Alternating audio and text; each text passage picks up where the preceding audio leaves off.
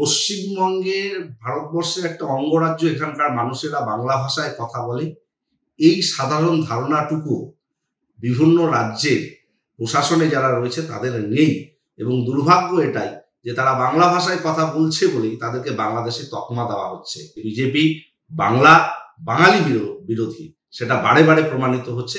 এবং এই ধরনের নক্কারজনক কাজ চোখে আঙুল দেখিয়ে দিচ্ছে যে তারা কতটা বাংলা বিদ্বেষী, বাঙালি বিরোধী, বাংলা ভাষা বিরোধী।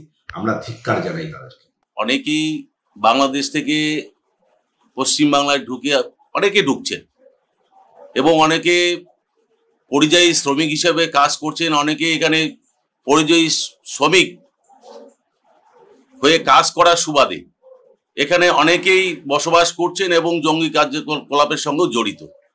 তো পুলিশ কাউকে সন্দেহ করে সেখানে ধরতেই পারে, কিন্তু তার তো আইডেন্টি প্রুফ আছে। তো আইডেন্টি প্রুফ হয়ে গেলেই হয়ে গেল। যদি তারা এখানকার বাসিন্দা, অবশ্যই সে এখানে থাকবে।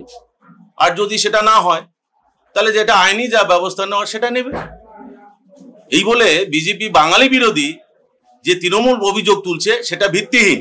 তীব্র ধিক্কার জানায় মাননীয় মুখ্যমন্ত্রীর প্রতি যেভাবে ঘৃণ্য কথাবার্তা বলা হয়, এটা বাংলার সংস্কৃতি না।